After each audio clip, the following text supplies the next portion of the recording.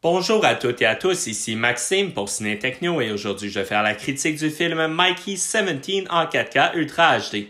Le film est réalisé par Bong Joon-ho et met en vedette Robert Pattinson, Naomi Ackie, Steven Yeun, Toni Collette et Mark Ruffalo. Il est distribué par Warner Brothers et vous pouvez vous le procurer en magasin depuis le 13 mai 2025. Mikey et son ami Timo ont des problèmes d'argent. Des criminels sont à leur trousse pour les faire payer leurs dettes. Pour disparaître, les deux hommes vont s'inscrire pour quitter pour une nouvelle colonie sur la planète Niflheim. Afin de s'assurer d'être sélectionné, Mikey s'inscrit comme remplaçable, un employé considéré comme jetable qui va mourir pour la communauté. En effet, cela est possible grâce à une technologie qui copie une personne et permet de la régénérer après son décès. Cependant, la situation tourne mal car deux itérations de Mickey se rencontrent. Le nouvellement imprimé Mickey 18 et le survivant Mickey 17. Le film est présenté hors compétition à la Berlinale 2025. Il s'inspire du roman Mikey 7 de l'auteur Edward Ashton. Malgré un accueil plutôt positif par la critique, le long-métrage a eu des résultats décevants au box-office, entraînant une perte considérable pour les studios Warner Brothers. Mikey 17 est un autre bon film de science-fiction du réalisateur sud-coréen Bong Joon-ho, qui aborde des enjeux d'actualité, notamment les classes sociales et la colonisation. Cette œuvre mélange les genres incorporant à la science-fiction des éléments de comédie noire, drame et action. La prémisse proposée est intéressante, notamment par le fait qu'elle se distingue de d'autres films centrés sur un personnage qui meurt à répétition. Malheureusement, le projet demeure assez ambitieux et n'est pas en mesure de livrer la marchandise durant l'ensemble de sa durée de 137 minutes. La première moitié du film est plus captivante avec plusieurs scènes, accompagnées par la narration de Robert Pattinson dans le rôle de Mickey Barnes. Dans cette partie, il semble y avoir plus d'espace pour la réflexion et le développement des personnages.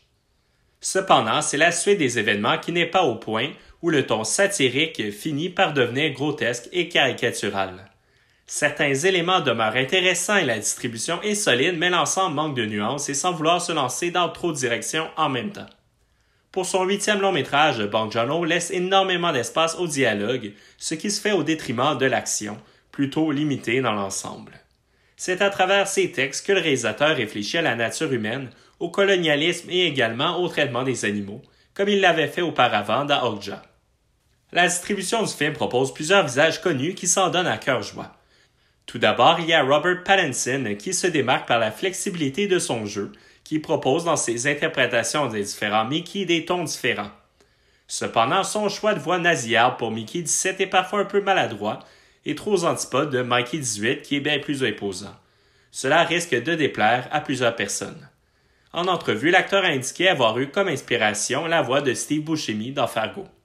Ensuite, il y a l'intérêt amoureux de Mickey, Nasha, une garde de sécurité interprétée par Naomi Ackie. Il est intéressant de voir cette relation se développer entre les deux, particulièrement en sachant que Nasha doit vivre avec le fait que son copain meurt au quotidien et qu'elle doit finir par gérer deux versions de son amoureux. Le couple formé par Mark Ruffalo et Toni Collette semble trouver un malin plaisir à interpréter l'ex-sénateur Kenneth Marshall et sa femme. Ce dernier a l'idée ambitieuse de monter une colonie sur Niflheim, une planète de glace. L'ancien politicien ne rencontre aucune difficulté avec le recrutement, étant donné qu'il est déjà suivi par un groupe de fanatiques.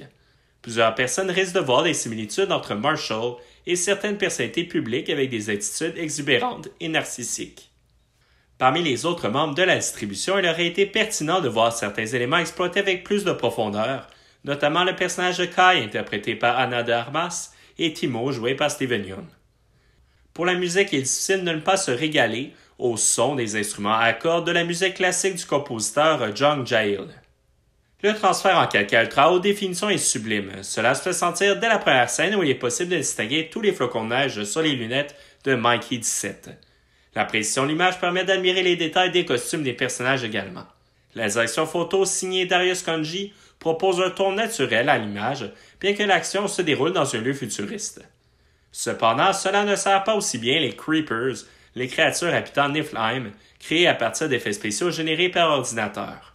Ces monstres ne viennent pas très bien se greffer à la distribution, ces derniers semblant beaucoup trop artificiels, particulièrement lorsqu'ils sont présents en grand nombre. Pour les couleurs, elles ressortent très bien dans cet environnement glacial où la couleur de la peau des personnages est à l'image de ce climat polaire. Piste sonore et format l'image, l'audio est disponible en anglais Dolby Atmos True HD, ainsi qu'en anglais, en français et en espagnol le Dolby numérique 5.1.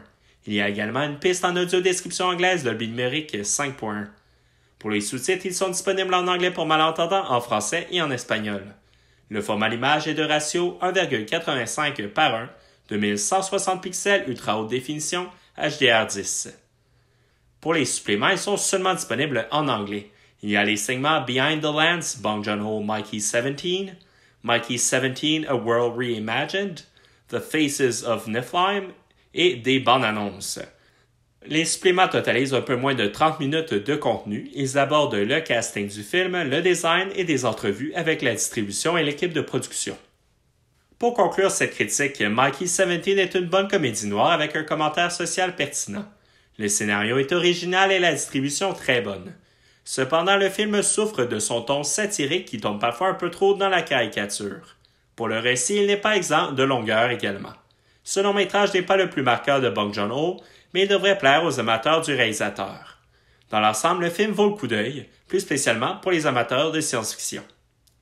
C'était Maxime pour Ciné Techno. Merci beaucoup et surtout, bon visionnement.